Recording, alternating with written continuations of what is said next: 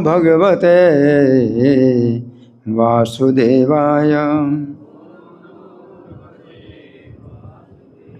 ग्रंथराज श्रीमद् भागवतम 10वां स्कंध है। अध्याय संख्या कितना? अध्याय संख्या 7 और श्लोक संख्या कितना? 37। हाँ, श्लोक संख्या 37 है। इसलिए पूछ रहा हूँ कि जो मुझे बताया गया वही आपके हिसाब से है कि नहीं। तो बोर्ड में आ गया श्लोक? तुम मेरे पीछे बोले। सावीक्ष विश्वम सहसा राजन संजात वेपथो सम्मील्य मृग सावाक्षी नेत्रे आसीत् सुविस्मिता। सावीक्ष विश्वम सहसा राजन संजात वेपथो सम्मील्य मृग सावाक्षी नेत्रे आसीत् सुविस्मिता। सावीक्ष विश्वं सहसा राजन् संजात वेपथो सम्मील्य मृग सावाक्षी नेत्रे आसीत् सुविस्मिता। बोलिए। सावीक्ष विश्वं सहसा राजन् संजात वेपथो सम्मील्य मृगसावाक्षी नेत्रे आसीत् सुविस्मिता। सावीक्ष विश्वं सहसा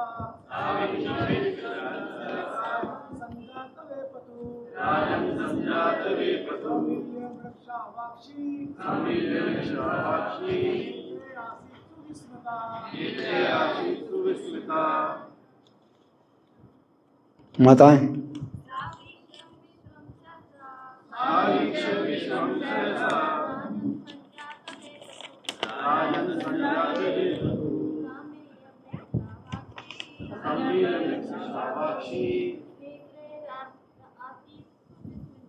नेत्रे आसीत् सुविस्मिता। सावीक्ष विश्वं सहसा राजन् संजात वेपथो सम्मील्य मृगसावाक्षी नेत्रे आसीत् सुविस्मिता। शब्दार्थ बोलिए। सा माता यशोदा वीक्ष देखकर विश्वम संपूर्ण विश्व को सहसा अचानक अपने पुत्र के मुख के भीतर राजन हे राजा महाराज परीक्षित संजात वेपथो उनका हृदय धक धक करने लगा।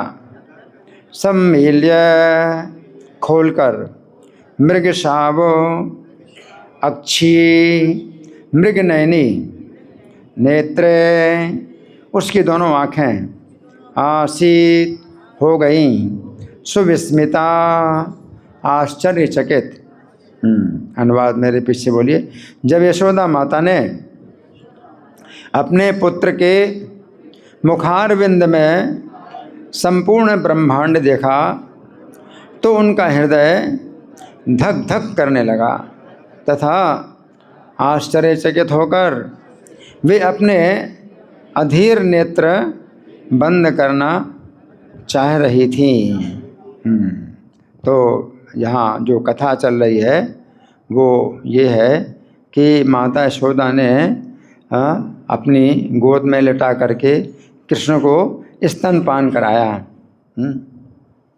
स्तनपान कराया और जब स्तन पी चुके कृष्ण तो माता जो है अपने पुत्र के सुंदर मुख को देख रहे हैं, अपने पुत्र के सुंदर मुख का दर्शन कर रहे हैं। और उसी समय उनके पुत्र ने जम्हाई ली जब जम्हाई लिए तो उसमें मुख के अंदर, छोटे से मुख के अंदर क्या देखा? संपूर्ण आकाश और जितने भी नक्षत्र हैं, तारे हैं, सूर्य है, चंद्रमा है और द्वीप है और समुद्र है, वन है, पर्वत हैं, संपूर्ण स्थिर और जंगम पर संपूर्ण जगत देखा कृष्ण के छोटे से मुख के अंदर, है ना। तो ये और भी बड़ा आश्चर्य है। भगवान ने अर्जुन को जो विश्व रूप दिखाया तो वो तो जो है अपना विश्व रूप, अपना शरीर ही इतना बड़ा किया भगवान ने। लेकिन माता को जो है संपूर्ण विश्व के दर्शन किस में करा दिए? छोटे से मुख के अंदर। तो ये और भी बड़ा आश्चर्य और भी बड़ा आश्चर्य है। छोटे से मुख के अंदर दर्शन करा दिया और कितना बड़ा, पूरा असीमित ब्रह्मांड सब कुछ दर्शन करा दिया छोटे से मुख के अंदर, है ना। तो क्या हुआ है कि माता यशोदा जो है सहसा देख करके संपूर्ण विश्व अपने पुत्र के मुख में, तो वो जो है कंपन होने लगा उनके शरीर में, है। या प्रभुपाद उसमें शब्दार्थ में, अनुवाद में लिख रहे हैं कि हृदय धक धक करने लगा, धक धक करने लगा, है। और मृग शाव अक्षी, यानी हिरण के बच्चे के समान नेत्र वाली माता यशोदा। ये हिरण जो है, हिरण के नेत्र कैसे होते हैं? हमेशा भयभीत रहते हैं। हिरण के जो नेत्र हैं उनमें हमेशा भय बना रहता है, कि कहीं आगे से कहीं पीछे से कोई उसको मारने तो नहीं आ रहा, उसको हमेशा भय। और हिरण का बच्चा तो और ज़्यादा भयभीत रहता है। तो माता यशोदा के जो नेत्र हैं वो हिरण के बच्चे के समान जो है वो हो गए नेत्र, है ना। और उनमें जो है भय समा गया, आशीष विस्मय, और बहुत ही वो जो है आश्चर्यचकित हो गए। तो हम सुनेंगे प्रभुपाद तात्पर्य में क्या लिखते हैं। श्रील प्रभुपाद की जय। माता यशोदा ने शुद्ध मातृ प्रेम के कारण सोचा कि अद्भुत बालक जो तरह तरह के खेल कर रहा है अवश्य ही रोगग्रस्त है। अपने पुत्र को क्या सोचते हैं कि इसको जो है कुछ रोग है, मेरे पुत्र को कुछ रोग हो गया है, ये मुंह में क्या सब दिखाई पड़ रहा है ना। और भगवान क्या दिखाना चाहते हैं? भगवान ने दिखाना चाहते हैं कि माता तूने मुझे जो स्तन पिलाया ना, तो ये स्तन जो है ये संपूर्ण विश्व को क्या है? पोषण कर रहा है, संपूर्ण विश्व का पोषण कर रहा है ना। तो अगर हम कृष्ण की सेवा करते हैं तो संपूर्ण विश्व की सेवा हो जाती है, सबकी सेवा हो जाती है ना।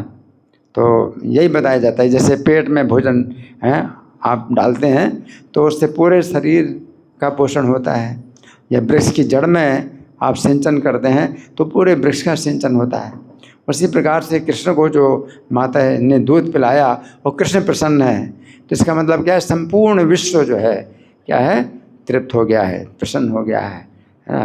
तो ये जो है ऐसा ये सत्य जो कि भगवान प्रकट कर रहे हैं माता यशोदा के सामने।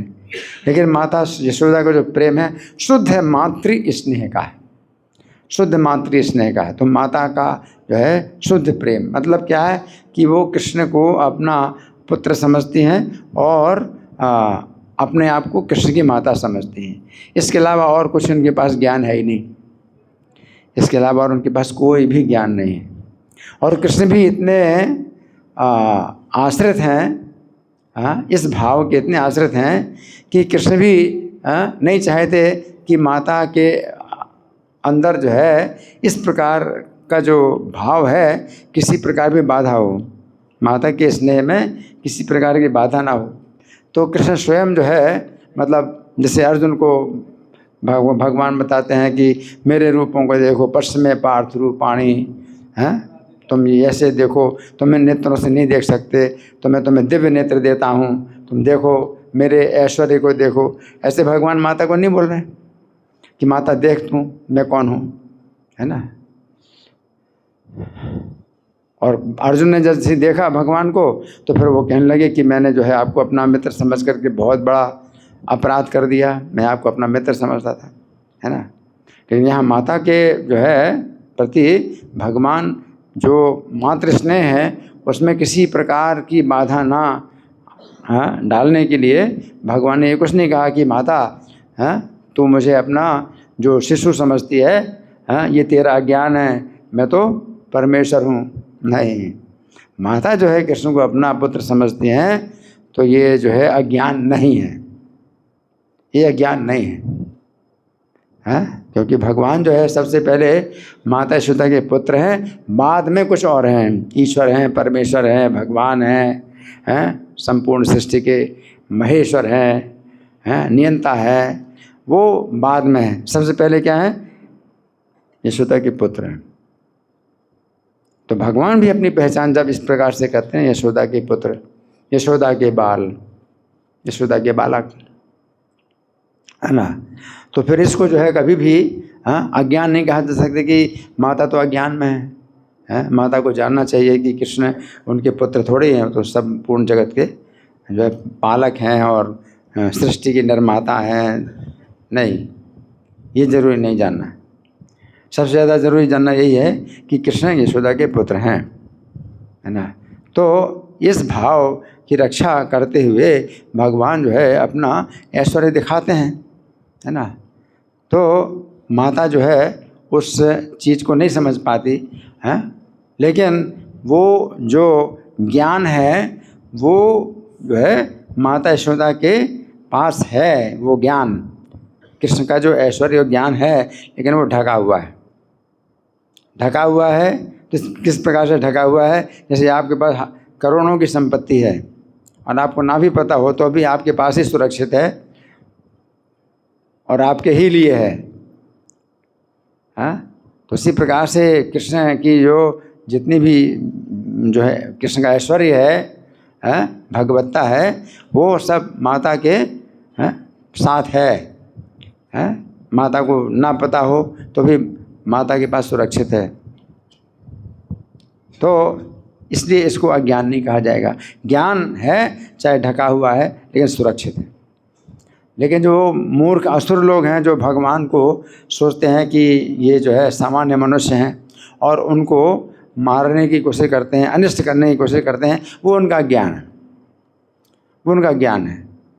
और उनका जो ज्ञान है माया के द्वारा हरण किया गया है। माया अपहृत ज्ञाना, महामाया के द्वारा ज्ञान अपहरण हो गया है।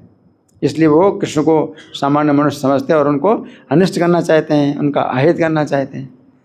और माता यशोदा कृष्ण को अपना पुत्र समझती हैं और कृष्ण को रक्षा करना चाहती हैं, कृष्ण को जो है लालन पालन करना चाहती हैं। तो इसमें ज्ञान हरण नहीं हुआ है माया के द्वारा, बल्कि योग माया के द्वारा ज्ञान ढका हुआ है।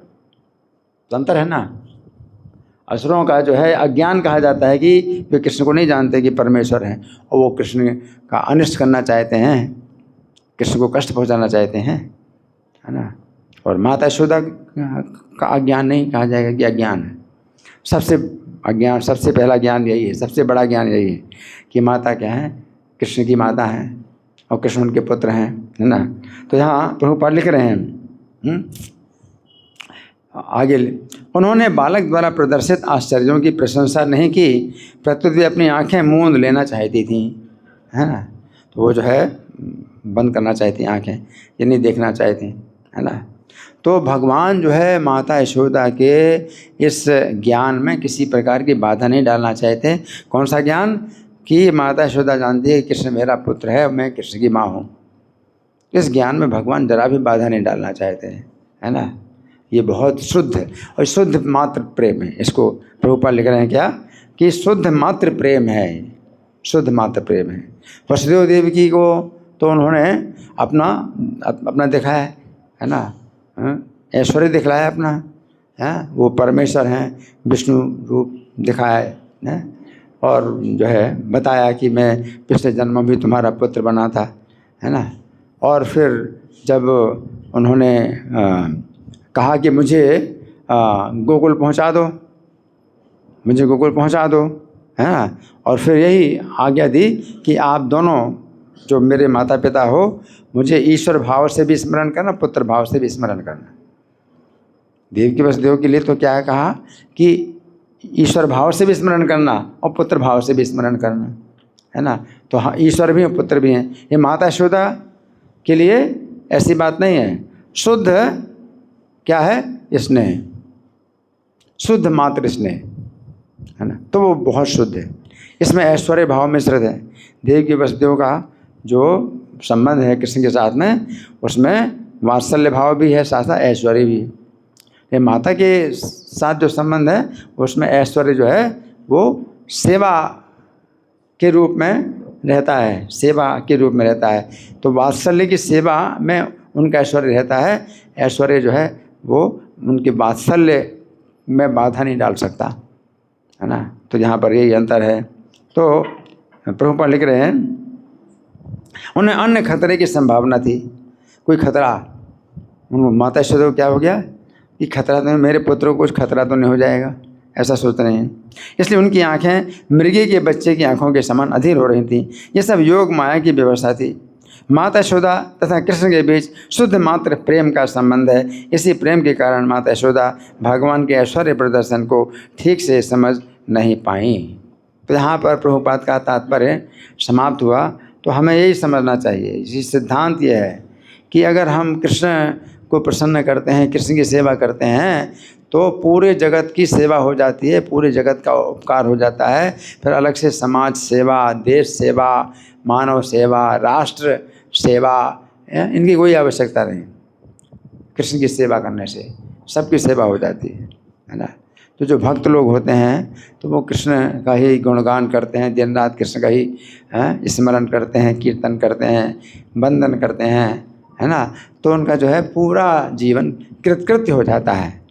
उनके लिए कोई भी कर्तव्य नहीं है कि भाई ये काम करो, वो काम करो। कई लोग हैं वो भूखे को भोजन कराना है ना, और कपड़ा बांटना है, दवाई बांटना है, ये सब समाज सेवा, परोपकार, बहुत कुछ कार्य होते हैं। लेकिन भक्त का जो है इसी से ही जो है सब उसके कार्य पूरे हो जाते हैं। उसकी पूरी जो है जो ड्यूटी है वो पूर्ण हो जाती है ना। तो ये जो है सिद्धांत, ये जो रहस्य है सब लोग नहीं जानते, सब लोग नहीं जानते। इसलिए लोग जो है कभी कभी निंदा करते हैं कि हरे कृष्णा वाले तो जो है दिन रात अपना हरे कृष्णा करते हैं। तात्पर्य अभी है, लेकिन इस श्लोक का तात्पर्य समाप्त हो गया। आगे प्रभुपाद जो लिख रहे हैं वो फिर मैं उसमें जाऊंगा, है ना। तो तात्पर्य यहाँ जो श्लोक का तात्पर्य समाप्त हो, लेकिन तो भी आगे कुछ है। तो मैं ये बता रहा था कि ये जो सिद्धांत है कि अगर आप कृष्ण को प्रसन्न करते हैं तो सबकी प्रसन्नता हो जाती है।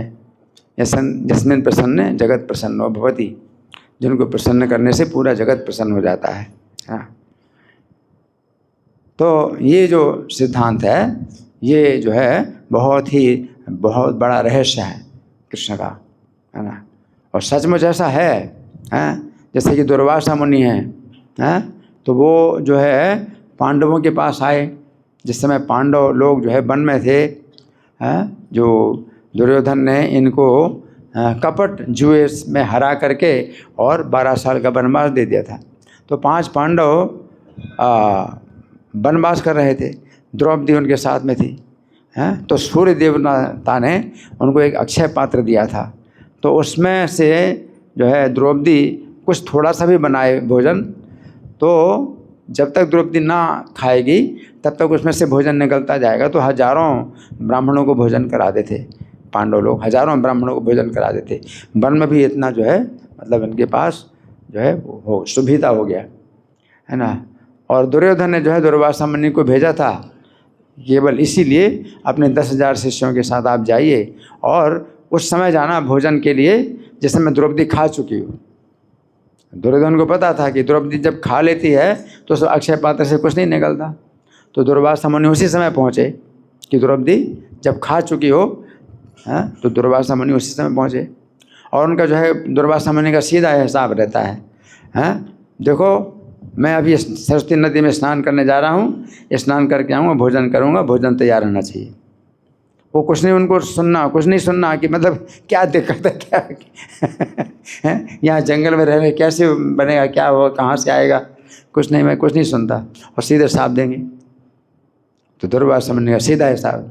और चले गए सरस्वती में स्नान करने के लिए। अब पांडव एकदम भयभीत हो गए, द्रौपदी चिंतित हो गई, कृष्ण का स्मरण करते हैं और कृष्ण का स्मरण करते हैं, है ना। तो कृष्ण आ गए, और जब कृष्ण आ गए तो कृष्ण क्या करते हैं, द्रौपदी से कहते हैं मुझे जल्दी कुछ खाने को दे, मैं भूखा हूँ।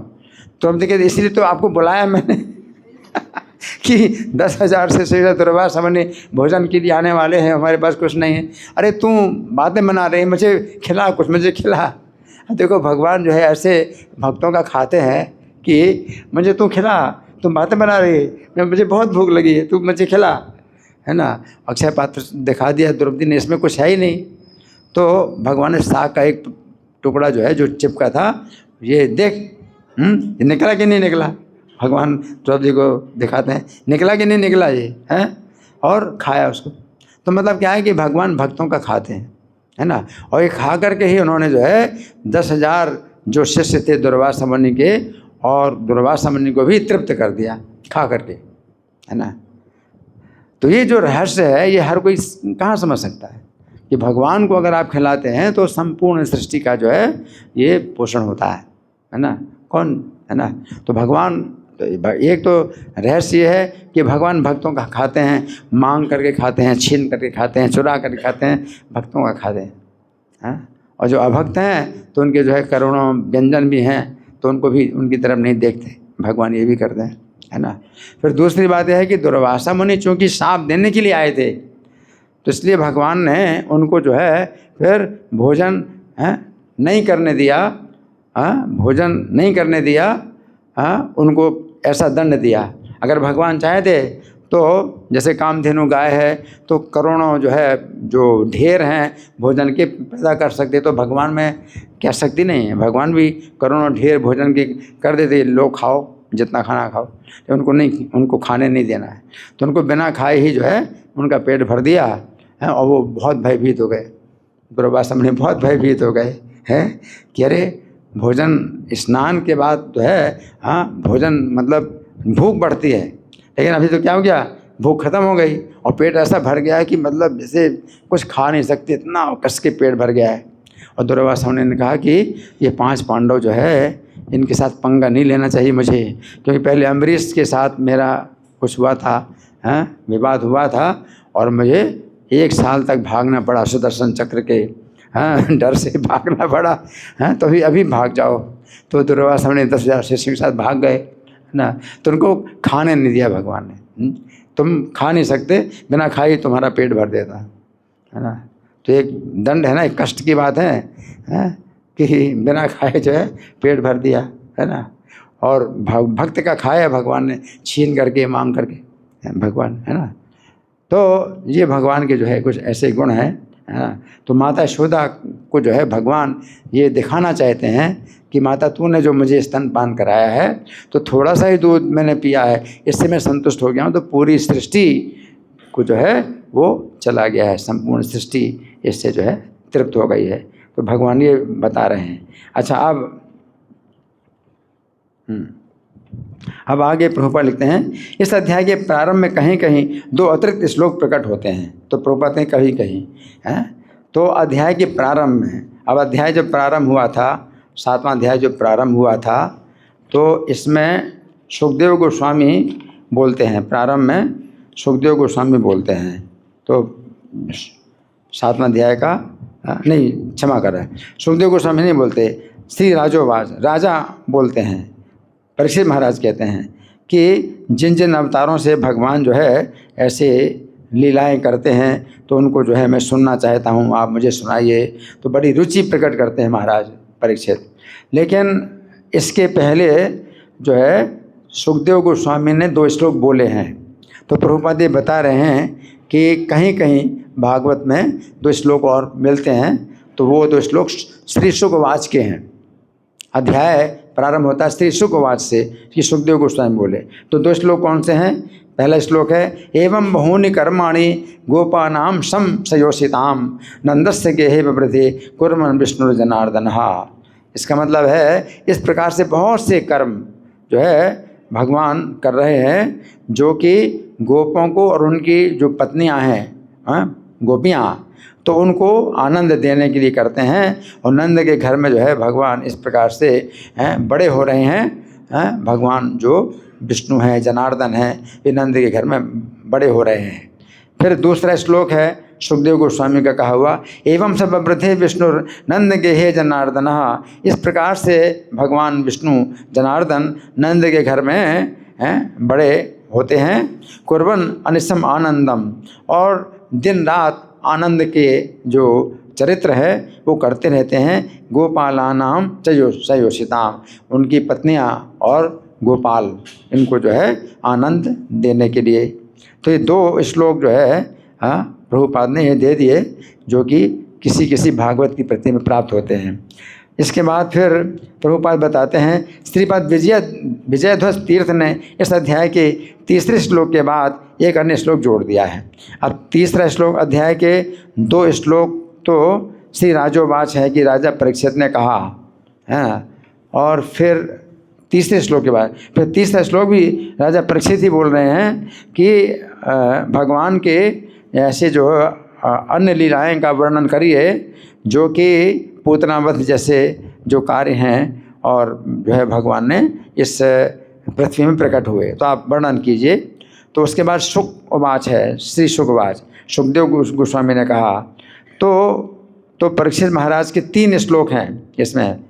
तो 3 श्लोक के बाद विजयध्वज तीर्थ ने, जो कि बहुत बड़े आचार्य हैं, तो उन्होंने एक श्लोक और भी परीक्षित महाराज की ओर से जोड़ा है कि परीक्षित महाराज 3 श्लोक के बाद एक 4था श्लोक भी बोल रहे हैं। तो 4था श्लोक क्या है, विस्तरेण कारुण्यात् सर्व पाप प्रणाशनम वक्तुम अर्हसि धर्मज्ञ दयालुस्त्वमिति प्रभो, कि हे प्रभु आप दयालु हैं, आप धर्म को जानने वाले हैं, इसलिए आप विस्तार से इन लीलाओं का वर्णन कीजिए जो कि समस्त पापों को नष्ट करने वाले हैं भगवान की लीलाएं।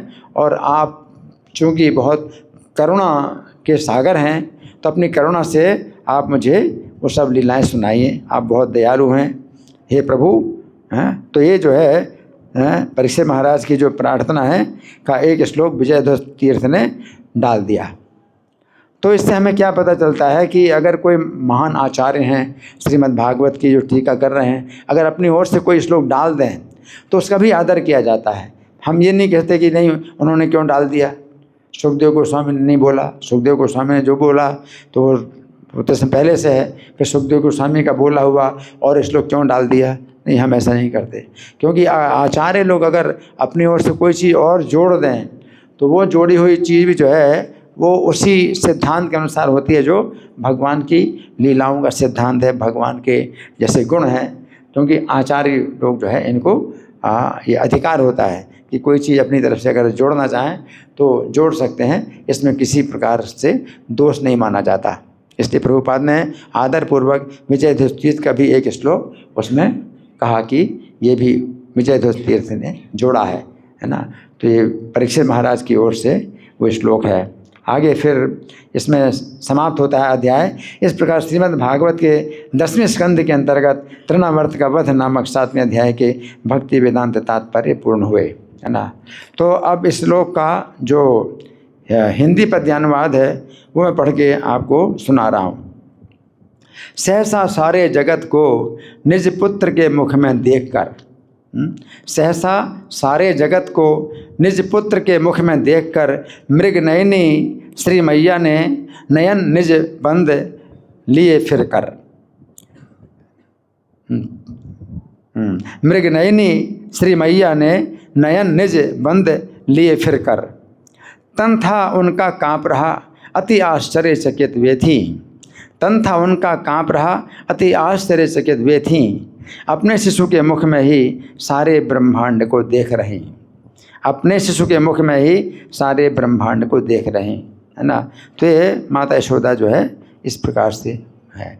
अब ये जो भगवद गीता की 11वें अध्याय में जब भगवान अपना विश्व रूप दिखलाते हैं तो अर्जुन स्तुति करते हैं, भगवान के विश्व रूप की स्तुति करते हैं। और जब स्तुति करते हैं भगवान के विश्व रूप में तो इसमें वो क्या कहते हैं कि सर्वम समाप्नोसि ततोसि सर्वः। आपका एक नाम सर्व भी है। सर्व माने कि आप सब आप ही हैं, सब आप ही हैं, हैं ये सर्वम समाप्नोति, सबको आप जो है अपने अंदर समेट लेते हैं। संपूर्ण सृष्टि, संपूर्ण विश्व को अपने शरीर के अंदर उन्होंने समेटा हुआ है और उनके शरीर से बाहर कुछ नहीं है। तो इसलिए भगवान को सर्व कहा जाता है ना। तो सिद्धांत यही है कि भगवान के अंदर ही अगर सब कुछ है तो भगवान अगर खाते हैं तो सबको प्राप्त हो जाता है, सब सृष्टि को प्राप्त हो जाता है और संपूर्ण सृष्टि जो है संतुष्ट होती है, सब लोग प्रसन्न होते हैं। तो ये सिद्धांत है। या गीता में भगवान ने स्वयं 6वें अध्याय में कहा, यो माम पश्यति सर्वत्र सर्वम चामयि पश्यति। तो सर्वत्र जो मुझे देखता है ना, तो सर्वत्र मुझे देखता है ना। तो अगर सर्वत्र हम भगवान को देखें कि भाई सर्वत्र भगवान है, जैसे मान लो सबके हृदय में भगवान है, तो भगवान सबके हृदय में है, अगर हम ये देखते हैं तो ये भी बहुत बड़ी बात है, बड़े आश्चर्य की बात है कि भगवान, एक ही भगवान सबके हृदय में अपना विस्तार कर रहे हैं। बहुत बड़ी आश्चर्य की बात। फिर इससे भी बड़ा आश्चर्य क्या है, सर्वम चामयि पश्यति, कि सब कुछ मेरे अंदर देखना। अब देखो भगवान सबके अंदर हैं, है ना, ये तो बड़े आश्चर्य की बात है। फिर भगवान के अंदर सब है, ये तो और भी आश्चर्य की बात है ना। जैसे मान लीजिए कि ये डब्बा है तो किसी थैले के अंदर होगा, थैले के अंदर हमने डाल दिया ये डब्बा, तो वो थैला इस डब्बे के अंदर थोड़ी हो सकता है। ये डब्बा हमने थैले के अंदर डाला है तो थैले के अंदर ये डब्बा है और डब्बे के अंदर थैला तो नहीं हो सकता। लेकिन भगवान के अंदर सब विरोधी गुण हैं। तो भगवान जो सबके हृदय में है तो भगवान छोटे हैं और जो है हर चीज़ के अंदर भगवान है। छोटे, इतने छोटे हैं भगवान, लेकिन साथ साथ भगवान इतने बड़े हैं कि भगवान के अंदर सब कुछ है। सर्वम चामयि पश्यति। तो इससे क्या होता है कि अगर भगवान को हम सबको देखें, सब कुछ भगवान के अंदर देखें, तो वो ऐसे नहीं देख पाते हम भगवान के अंदर सब कुछ। जैसे कि अर्जुन को भगवान ने दिखाया, अर्जुन को भगवान ने दिखाया तो दिव्य दृष्टि दी, तो सब कुछ भगवान के अंदर अर्जुन ने देखा। जब माता यशोदा को जो है संपूर्ण ब्रह्मांड दिखा दिया अपने मुंह के अंदर, तो ऐसे हम तो नहीं देख सकते भगवान के अंदर सब कुछ है, लेकिन सिद्धांत के रूप में हम देख सकते हैं कि भगवान के अंदर सब कुछ है। कि अगर हम भगवान को पानी पिला दें तो सबको जो है पानी मिल जाएगा। हम भगवान को खिला दें तो संपूर्ण सृष्टि को भोजन हमने करा दिया। तो ये चीज़ जो है एक सिद्धांत के रूप में भक्त देखते हैं, है ना। तो इसलिए जो लोग ऐसे सेवा करते हैं कि भाई मानव जाति की हम सेवा करेंगे या हम पशुओं की सेवा करेंगे, कोई पक्षियों की सेवा करते हैं, कोई भूखों को भोजन देते हैं, तो वो इस तरह से सोचते हैं कि भाई हम बहुत बड़ा काम कर रहे हैं। लेकिन अगर हम इस सिद्धांत को समझ लें, इस रहस्य को समझ लें, तो हम कृष्ण को दे करके हम जो है संपूर्ण सृष्टि की सेवा कर पाते हैं, संपूर्ण से। और इसमें सीधी बात है क्या कि जैसे पेड़ के जड़ में आपने सिंचन किया, तो जिस प्रकार से पेड़ पूरा सिंचित होता है वैसा आप अलग अलग पत्तियों को सिंचन करके नहीं कर सकते। क्या कर सकते हैं कि पेड़ की एक एक पत्ती में हम पानी डालें और इस तरह से पेड़ सिंचन हो जाए? नहीं होगा। तो ऐसे कुछ लोग जो है ऐसे करते हैं कि भाई भूखों को हम भोजन दें, तो कब तक हम भूखों को भोजन देते रहेंगे और वो भूखे नहीं रहेंगे? हम कर नहीं सकते, संपूर्ण सृष्टि की हम सेवा नहीं कर सकते। लेकिन पेड़ की जड़ में जैसे पानी डाला तो पूरे पेड़ में पहुंच गया और पूरे एक एक पेड़ की जो है पत्ते में पानी पहुंच गया। ये पूरी जो है मतलब सेवा, संपूर्ण रूप से ये सेवा होती है कि हमने पेड़ की एक एक पत्ते में पानी पहुंचा दिया, जबकि एक एक पत्ते को हमने छुआ भी नहीं।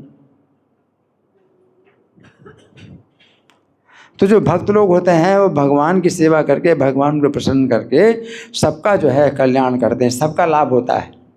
इस बात को कोई ना समझे तो अलग बात है, लेकिन पेड़ का जो उदाहरण है ये इसलिए दिया जाता है कि आप जो है पेड़ को हरा भरा कर ही नहीं सकते और किसी उपाय से अगर आप जड़ में सिंचन नहीं करते, किसी प्रकार से नहीं पेड़ को हरा भरा कर सकते हैं। और पूरा पेड़ हरा भरा होता है। हाँ, वो वो शाखाएं हरी भरी नहीं होंगी जो कटी हुई हैं पेड़ से। इसी प्रकार से कई लोग जो है भगवान से कटे हुए रहते हैं तो वो प्रसन्न नहीं होते, वो अलग बात है। आपने पेड़ को सिंचन किया, कुछ शाखाएं कटी हुई हैं पेड़ से, तो वो क्या होगी? वो हरी भरी नहीं होंगी। इसी प्रकार से कुछ असुर लोग हैं, आसुरी स्वभाव के लोग हैं, वो प्रसन्न नहीं होते हैं तो वो भगवान से कटे हुए हैं। तो उनको आप जो शाखाएं कटी हुई हैं पेड़ की, उनको हरी भरी वैसे भी नहीं कर सकते, तो ज़रूरत क्या है उनको खुश करने की? जो भगवान से कटे हुए हैं उनको आप खुश कर ही नहीं सकते, है ना? वो सुखी हो ही नहीं सकते, है ना? तो ये जो सिद्धांत है कि कोई व्यक्ति, भगवान कहते हैं यो माम पश्यति सर्वत्र सर्वम चामयि पश्यति, जो मुझे सर्वत्र देखता है और सबको मुझ में देखता है। तो इस तरह से देखने का मतलब क्या है? सिद्धांत के रूप में सिद्धांत के रूप में देखता है।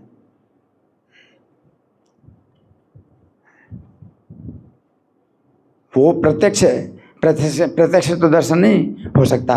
प्रत्यक्ष दर्शन तो अर्जुन को भगवान ने कराया है कि सब कुछ अर्जुन ने देखा। पश्यामि देवांश तब देव सब देवताओं को आप में देख रहा हूँ। तो सब देवताओं की पूजा हो जाती है, कृष्ण की पूजा से सब देवताओं की पूजा हो जाती है। ब्रह्माणमीशम कमलासनस्थम, जो ब्रह्मा जी हैं कमल के आसन पर, तो ब्रह्मा जी की भी पूजा हो जाती है। सबकी पूजा हो जाती है कृष्ण की पूजा से, है ना?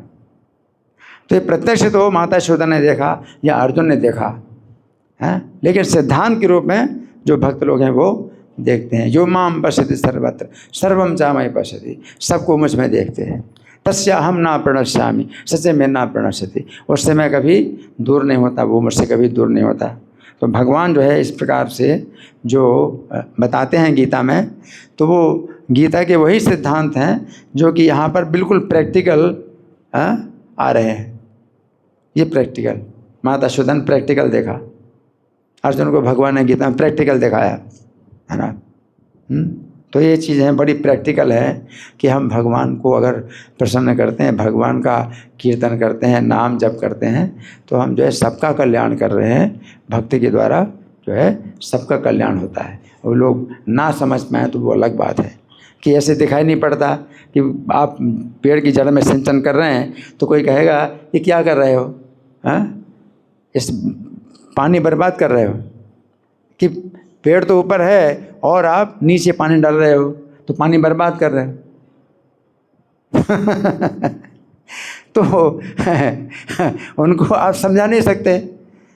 वो कहेंगे पेड़ पूरा ऊपर है, इतना ऊपर पेड़ है और तुम नीचे पानी डाले, पानी बर्बाद कर रहे हो। उसी पे तुम लोग हरे कृष्णा का जाप करते हो, पूरा टाइम खराब करते हो, अपना पूरा टाइम खराब करते हो, है ना? वो नहीं समझ सकते इस बात को, है ना?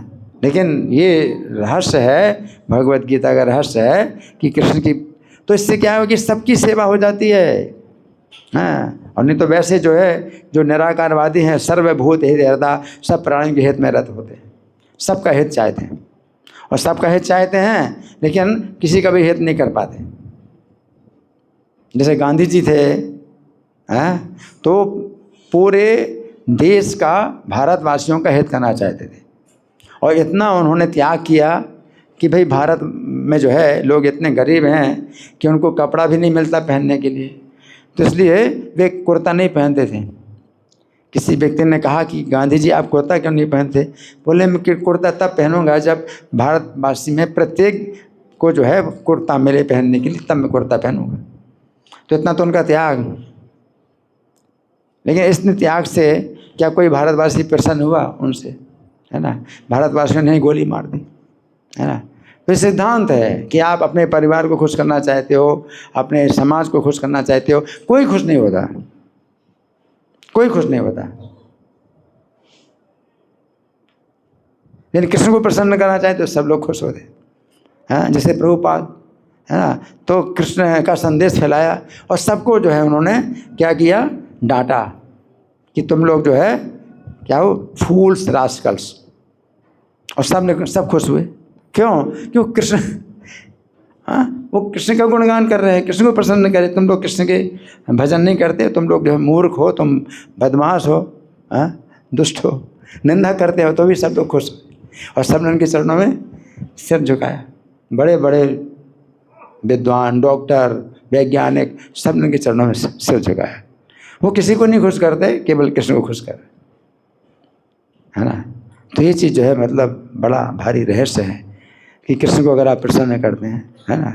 लेकिन हाँ ये भी है कि ऐसा भी नहीं है कि हम जो है पेड़ की जड़ में पानी डालें और पेड़ को काट रहे हैं, वो भी गलत है कि हम पेड़ को काट रहे हैं। तो इसलिए किसी प्राणी को जो है अनुचित शब्द नहीं बोलना चाहिए। अपनी वाणी से भी किसी को जो है कष्ट नहीं पहुंचाना चाहिए। भगवान का हम गुणगान करते हैं, संदेश देते हैं, तो प्रभुपाद जब बोलते थे ऐसे कठोर शब्द, तो वो कठोर शब्द जो है उनको मतलब इतनी कोमलता से बोलते थे, कोमल स्वर में बोलते थे कि उनको जो है अच्छा लगता था, है ना। तो ऐसा भी नहीं है कि हम द्वेष भावना से हम मतलब कृष्ण का उपदेश करें। तो प्रभुपाद के अंदर द्वेष की भावना नहीं थी, करुणा की भावना थी। तो करुणा की भावना भी विकसित होना चाहिए। आप पेड़ की जड़ में पानी डाल रहे हैं, ये पेड़ के प्रति भी करुणा की भावना से कि पेड़ में पानी जा रहा है, तो आपके भाव होना चाहिए करुणा के। तो सब प्राणियों के प्रति द्वेष रहित हो, अद्वेष्ट सर्वभूतानां, तो द्वेष ना हो, है ना। सबके प्रति मैत्रहा, करुण, मैत्री की भावना हो, करुणा की भावना हो, ये भी हो। हाँ, लेकिन पर यही नहीं कि फिर अब हम जो है कपड़ा बांटें और दवाई बांटें और भोजन बांटें, बस इसी में लगे रहें। इससे आप कितना भी कपड़ा बांटो कभी कभी पूर्ति होगी ही नहीं, कितनी दवाइयाँ बांटो कभी पूर्ति होगी ही नहीं, है। कृष्ण का संदेश देते हो तो सब लोग जो है प्रसन्न होते हैं, सब लोगों की रक्षा होती है ना। तो यहाँ पर माता यशोदा ने जो है कृष्ण को जो स्तन पिलाया, तो माता यशोदा तो नहीं समझ पाई, माता यशोदा तो नहीं समझ पाई, लेकिन हम लोगों को समझाने के लिए भगवान ने जो है ये लीला की, हम लोगों को समझाने। माता यशोदा ना समझे, और माता यशोदा ना समझे तो उनको समझने की जरूरत भी नहीं, क्योंकि उनके वात्सल्य प्रेम में किसी प्रकार की बाधा ना हो, वो तो भगवान भी चाहते।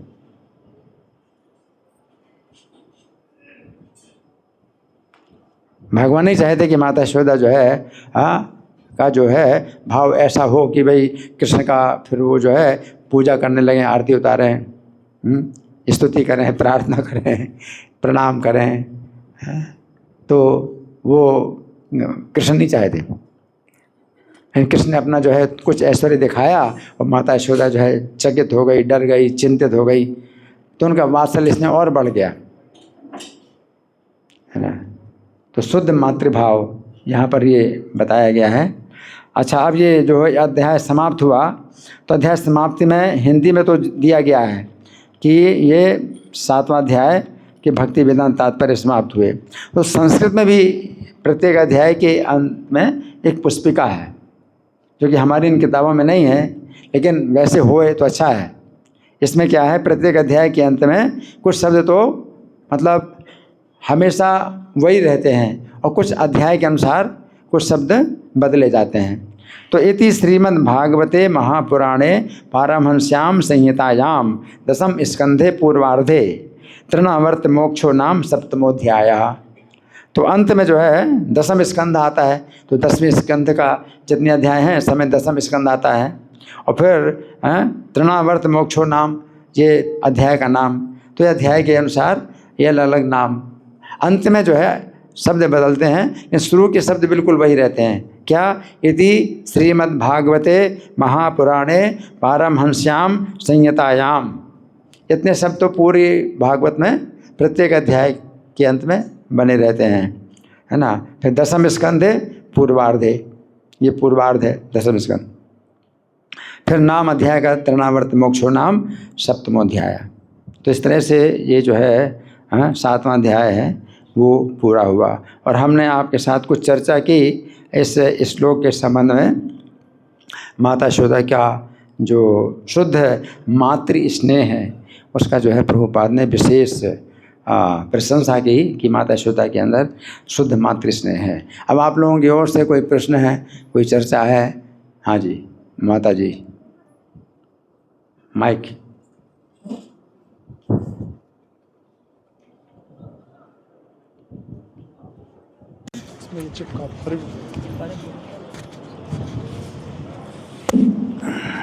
हरे कृष्ण गुरुदेव महाराज जी, आपके श्री चरण कमल में मैं वंदन करती हूँ।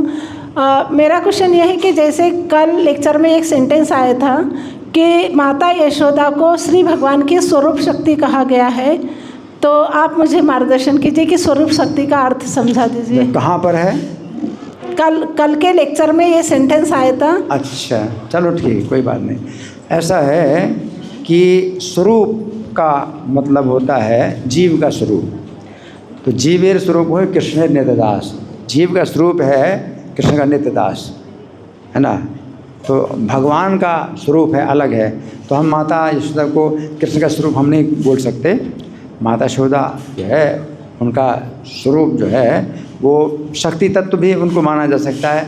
राधा रानी जैसी शक्तियाँ आह्लादनीय शक्ति हैं, उसी प्रकार से माता यशोदा को भी शक्ति माना जा सकता है। कृष्ण की शक्ति हैं वो। तो लेकिन वो शक्ति हो या जो जीव अंश हो, है, हम जीव जो है भगवान के अंश हैं। तो जीव का स्वरूप भी है कृष्ण का नित्यदास करना। तो जो जितने जीव हैं भगवान के अंश हैं, तो वो भी भगवान के नित्यदास हैं। और जो भगवान की शक्तियां हैं वो तो फिर भगवान की सेवा में है ही हैं। हाँ, तो वो जो है माता यशोदा को आप शक्ति तत्व मानो। वो जो माता तत्व है ये, तो माता का जो तत्व है, तो राधा रानी जैसे उनकी शक्ति हैं, आह्लादनीय शक्ति हैं, है ना। तो माता यशोदा जो है वो उस प्रकार से तो नहीं है, लेकिन वो माता के भाव में जो रहती हैं, तो एक शक्ति वो भी है भगवान की, माता यशोदा। तो शक्ति हो, हम शक्ति का भी जब आविर्भाव मनाते हैं, राधा रानी का आविर्भाव मनाते हैं, तो राधा रानी के आविर्भाव में हम लोग जो है उपवास करते हैं। लेकिन वो उपवास में जो है फिर उपवास जो करते हैं, तो फिर जितने समय तक उपवास करते हैं फिर अन्न प्रसाद पाते हैं। तो राधा रानी का आविर्भाव होता है तो उस दिन हम उपवास करते हैं। दोपहर तक उपवास है, तो दोपहर तक तो हम एकादशी का लेंगे या कुछ ना लें, अलग बात है, अगर लें एकादशी को लो। लेकिन दोपहर में फिर जब प्रसाद भोजन करेंगे तो अन्न का भोजन करते हैं। और जो विष्णु तत्व होते हैं, तो विष्णु तत्व का जो हम करते हैं उपवास, तो जैसे श्री रामचंद्र का तो जन्म हुआ दोपहर तक, तो दोपहर तक उपवास करते हैं। तो हम लोग कुछ ना खाएं या कुछ खाएं तो पानी पिएं या कुछ फल वगैरह ले सकते हैं। लेकिन फिर दोपहर में हम जब प्रसाद लें तो अच्छा तो ये है कि एकादशी का प्रसाद लें। तो जैसे जन्माष्टमी मनाते हैं उसी प्रकार से गौर पूर्णिमा भी बनाएं तो ज़्यादा अच्छा है कि विष्णु तत्व के जितने भी आविर्भाव होते हैं तो उनमें हम क्या करते हैं कि पूरे दिन एकादशी का ही उपवास करते हैं, मतलब अन्न प्रसाद ना लें। तो ये तरीका है, ठीक है ना। तो शक्ति तत्व माता यशोदा को आप शक्ति तत्व कह सकते हैं। और वो कौन सी हैं? ये भगवान की मातृशक्ति हैं, माता के रूप में शक्ति है भगवान की। जो राधा रानी है वो आह्लादनीय शक्ति हैं, ऐसा कह सकते हैं। ठीक है जी। हरे कृष्णा, धन्यवाद, प्रणाम प्रभु जी। अच्छा, इधर बहुत बहुत धन्यवाद आपके प्रवचन के लिए। तो जैसा कि आपने बहुत सुंदर तरीके से बताया, एक प्रश्न मन में उठता है कि 10वें स्कंद का जो प्रयोजन है वो प्रयोजन ये है कि हमें भगवान की लीलाओं का स्मरण हो, अन्ते नारायण स्मृति। लेकिन भगवान की लीलाओं का यदि हम स्मरण नहीं हो पाता है, जैसे गोपियाँ जो हैं भगवान को माधुर्य रस में स्मरण करने में सफल हो जाती हैं, लेकिन भीष्म पितामह चूँकि क्षत्रिय हैं तो वो युद्ध भूमि का ही दृश्य वो देखते हैं स्मरण करते समय अंत में। इस प्रकार से साख्य रस में उनके सखा स्मरण करते हैं, गोपियाँ माधुर्य रस में करते हैं, भीष्म पितामह उनको युद्ध के स्तर में। तो हमारी स्थिति तो कहीं भी नहीं है। हम यदि अपने अंतिम समय में भगवान की लीलाओं का स्मरण नहीं कर पाते, लेकिन साथ साथ हमने प्रभुपाद का आश्रय लिया है और अंत समय में यदि हम प्रभुपाद का स्मरण कर लेते हैं तो हमारी क्या गति होगी? ठीक है, बहुत अच्छा प्रश्न है आपका। देखिए, हम जितने भी आध्यात्मिक कार्यक्रम करते हैं, मंगल आरती, क्लास और जप, जितने भी कार्यक्रम करते हैं दिन रात करते हैं, ये हमारे शुद्धिकरण के लिए। और जब हम शुद्ध हो जाते हैं तो फिर हमारा स्वरूप क्या है, जागता है। श्रवण आदि शुद्ध चित्ते करे उदय। जो कृष्ण प्रेम है तो साध्य नहीं है, मतलब कि हमें बनाना नहीं पड़ता, हमें अपना संबंध भगवान के साथ बनाना नहीं पड़ता, है ना। तो कुछ लोग जो है बनाना चाहते हैं संबंध, है ना, तो उनका आग्रह होता है कि नहीं, चूँकि शास्त्रों में बताया गया है कि भी माधुर्य भाव सबसे ऊपर है, तो हमें माधुर्य भाव में अपना संबंध बनाना है। तो वो ये भावना अच्छी नहीं है ना।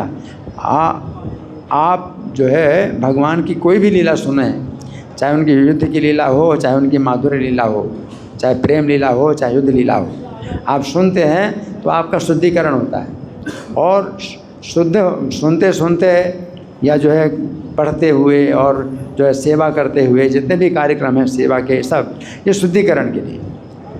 तो श्रवण आदि शुद्ध चित्ते, श्रवण आदि का मतलब श्रवण, कीर्तन और स्मरण और बंधन, दास्यम, ये सब कार्य से आपका चित्त शुद्ध होता है।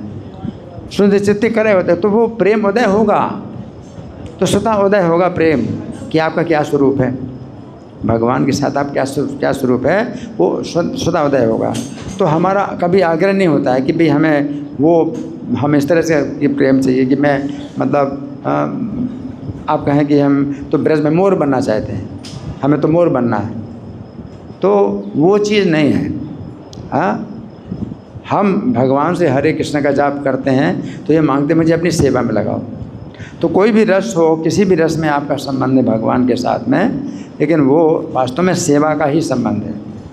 आप उस रस में, उस भाव में आप भगवान की सेवा ही करते हैं। तो हम सेवा मांगते हैं भगवान से, और भगवान की सेवा करने लायक हम नहीं हैं तो उनके भक्तों की सेवा मांगते हैं, उनके सेवक के सेवक और दास के दास के दास के नीचे दास।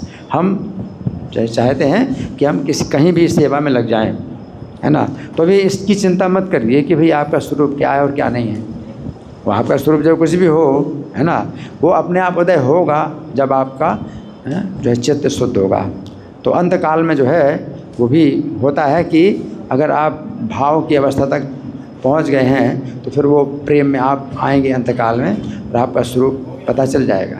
तो ये ज़रूरी नहीं कि फिर आप बताएं ही सबको और सबको पता ही चले कि भाई आपका स्वरूप क्या है, आपको पता चले। तो ये ज़रूरी भी नहीं कि आपको पता सबको पता चलेगा या आप सबको बताएंगे, लेकिन वो आपका स्वरूप होगा, उस स्वरूप के अनुसार आपको जो है वो शरीर भी विकसित होगा, शरीर भी विकसित होगा, है ना। तो वो शरीर जो है आप भगवान के धाम में, चाहे वृक्ष हैं या मोर हैं या पशु हैं, पक्षी हैं, लेकिन अभी क्या है वो स्वरूप हमारा जो है वो इतना संकुचित हो चुका है कि वो बाल की नोक के 10,000वें हिस्से के बराबर है ना। तो आकार इतना छोटा है, इन आकृति वही है, चाहे पशु हो पक्षी हो जो भी हो, आकृति वही है आपकी, लेकिन आकार इतना छोटा हो गया है ना। मतलब साइज इतना छोटा है, लेकिन शेप आपका वही है।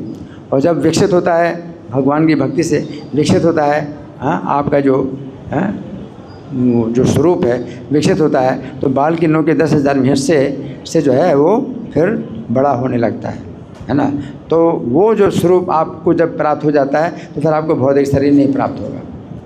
त्यक्त्वा देहम पुनर्जन्म नैति मामेति स्वरूप। तो देह त्यागने के बाद फिर आपको पुनर्जन्म नहीं होगा, क्योंकि आपको वो स्वरूप, उस स्वरूप में आप सेवा कर सकते हैं भगवान की। और वो स्वरूप जो है भगवान की सेवा करने के ही लिए होता है। तो आपके भक्ति के कार्यक्रमों के कारण आपकी चित्त की शुद्धि जैसे होती है वैसे आपका स्वरूप विकसित होने लगता है, और वो भाव जो है अपने अंदर आएंगे तो वो आप उनको रोक नहीं सकते, वो आपका स्वरूप है ना। तो इसमें अपना आग्रह नहीं होता है, हम तो केवल भक्तों के साथ अपने अच्छे संबंध बनाए रखें और किसी का अपराध ना हो, तो वो स्वरूप जो है हमारा स्वतः प्रकट होगा। ठीक है ना जी।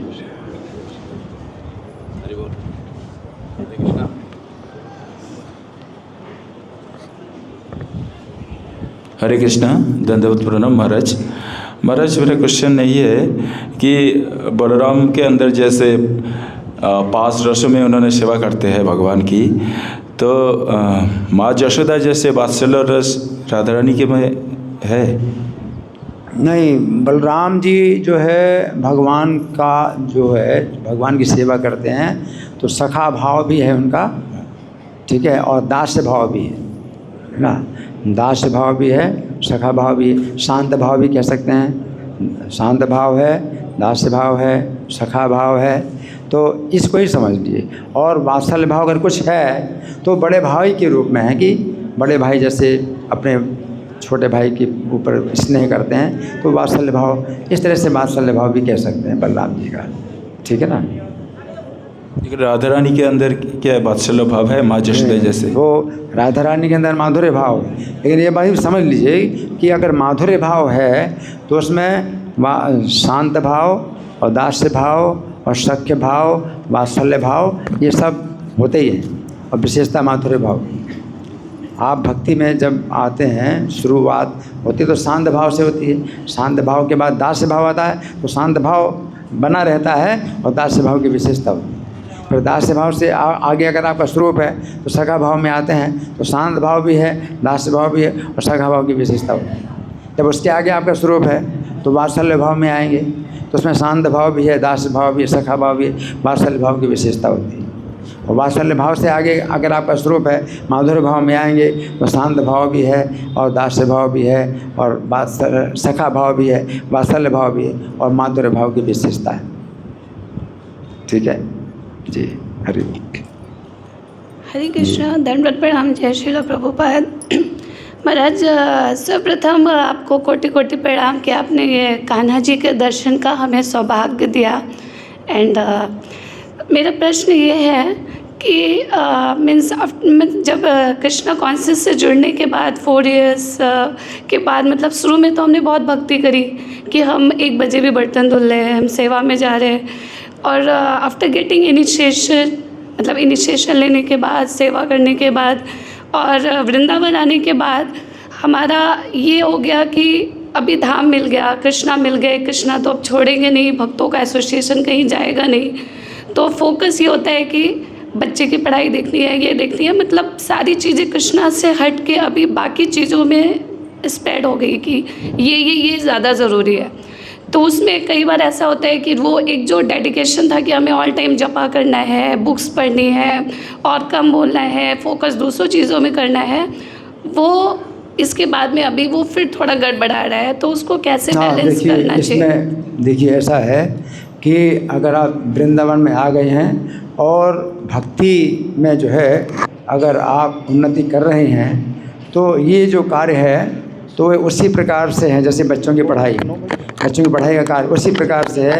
जैसे आप स्नान भी करते हैं, है ना, आप अपना दांत भी साफ़ करते हैं, बाल भी साफ़ करते हैं, कपड़े साफ़ करते हैं, कपड़े पहनते हैं, सब कार्य, तो ये कार्य इतने स्वाभाविक हो जाते हैं कि इन कार्यों में आप जो है कुछ और ही सोचते रहते हैं, ठीक है ना, क्योंकि वो अभ्यास ऐसा हो गया है कि आप कपड़े पहन रहे हैं तो इसमें आपको कुछ दिमाग लगाने की ज़रूरत नहीं कि कपड़े कैसे पहने कैसे ना पहने, आपका अभ्यास है। तो उस अभ्यास के कारण आप कोई कार्य करते हैं तो फिर चिंतन दूसरा ही करते हैं आप मन में। तो असली जो आपकी जो स्थिति होनी चाहिए वो ये होनी चाहिए कि कृष्ण का स्मरण, कृष्ण के प्रति जो है आपकी जो भावना है, भक्ति भावना है, वो बढ़े। और कृष्ण के संबंध में आप सोचिए, जो कथा है आपने सुनी उसका अगर आप स्मरण करिए, है नहीं तो वृंदावन में आकर के भी आप भक्ति में आप गिर भी सकते हैं।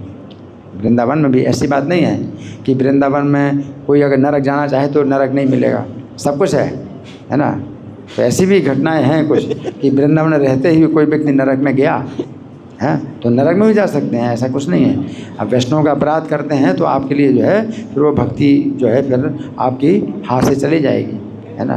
तो ये सब चीज़ें हमें बहुत जो है सावधानी पूर्वक कि वृंदावन में आ गए हैं तो अब ये नहीं कि भाई अब सुरक्षित हो गए, अब चाहे जैसे चलो, चाहे जैसा व्यवहार करो, नहीं, आपको बहुत सावधानी से भक्तों के साथ में रहना है, संग करना है और उनका जो है अपराधों से बचना है।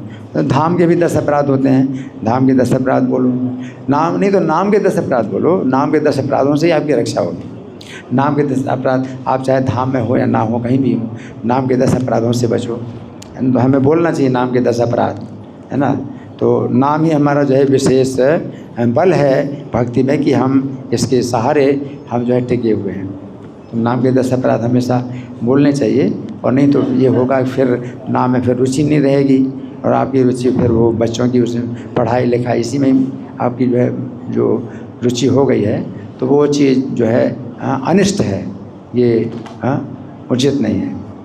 बच्चों की पढ़ाई लिखाई आप करा रहे हैं, उसी प्रकार से होगी जैसे आप कपड़े धो रहे हैं, अपने अपने बाल साफ़ कर रहे हैं, है ना। तो आप सोचती क्या हैं? आप नहीं सोचती कि आप बाल साफ़ कर रहे हैं, आप तो सोच रहे हैं अपना दूसरे अपने संबंध कैसे अपने परिवार के साथ और दूसरे काम सोच रहे हैं। तो उसी प्रकार से जो गोपियाँ हैं तो वो कृष्ण का स्मरण करती, चिंतन करती हैं, और उनके शरीर का पालन कैसे हो रहा है उनको खुद ही पता नहीं चलता।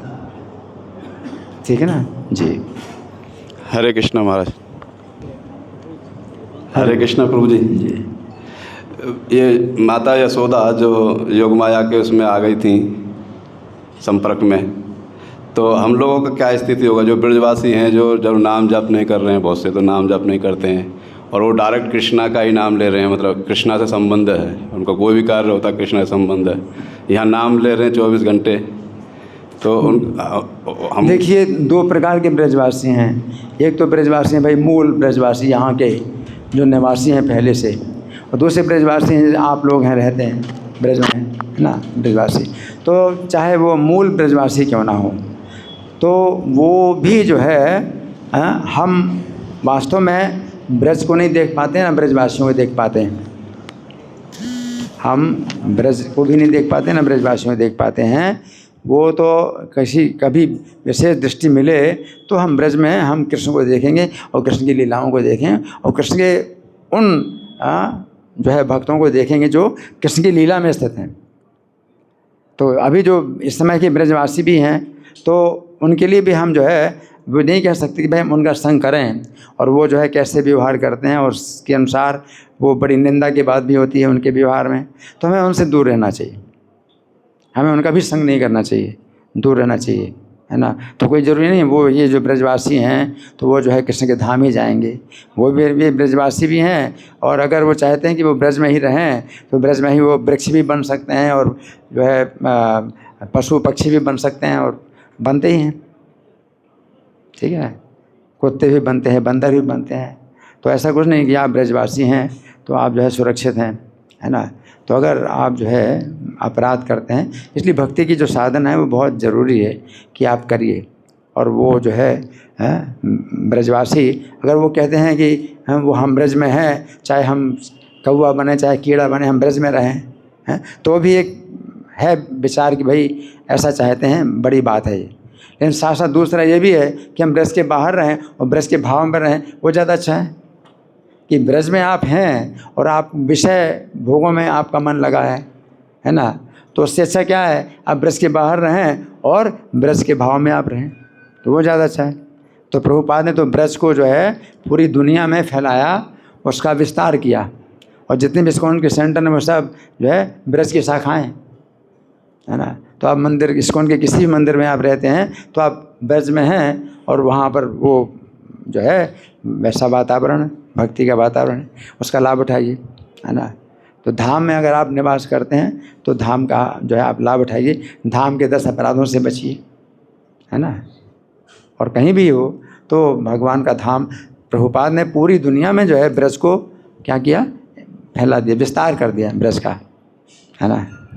लेकिन बस यही है कि आप चाहे वो ब्रजवासी यहाँ के निवासी क्यों ना हो, लेकिन ज़रूरी नहीं है कि वो भगवान की लीला में स्थित हैं, कोई ज़रूरी नहीं है वो, है ना। तो वो जो है फिर ब्रज में ही अगर रहना चाहते हैं तो ब्रज में उनको कीड़े मकोड़े का भी जन्म मिल सकता है, और पशु पक्षी का, बंदर का, सूअर का कोई भी जन्म मिल सकता है। तो ये सब निंदा की बात है ना। तो ज़्यादा अच्छा है कि हम प्रार्थना करें कि आपके चरणों का हम हमेशा चिंतन करें, चाहे हम नरक में क्यों जाएं, है ना। तो महाराज कुलशेखर यही प्रार्थना है, दिव्य वा भुवि वा मास्तु वासो नरके वा नरकांतक प्रकामम अवधोरित शारदार विंदो चरणों ते मरणे भी चिंत्यामि। वो क्या कहते हैं, चाहे मेरा निवास स्वर्ग में हो चाहे पृथ्वी में हो, मास्तुवास हो, नरके वा, चाहे नरक में हो, स्वर्ग में हो, चाहे पृथ्वी में, चाहे नरक में हैं। प्रकामम अवधो रित सारदार विंदो चरणों ते मरने, मरण काल तक आपके चरणों का ही चिंतन करूं, तो उसमें कुछ नहीं भाई हमें ब्रजवास, हमें ब्रज में रहना है, ये भावना नहीं है। आपके चरणों का चिंतन करूं चाहे नरक में, तो वो एक मतलब इस प्रकार का भी भाव है। ब्रज का महात्मा है वो ठीक, वो ब्रज का महात्मा अलग है, वो भी है, ये धाम के 10 अपराध फिर उनसे भी बचो, है ना, नहीं तो दुर्गति दुर्गति है ना, तो अपराधों से हमें बचना ही पड़ेगा। ठीक है जी। ग्रंथराज श्रीमद् भागवतम की जय, श्रील प्रभुपाद की जय। हरे कृष्णा।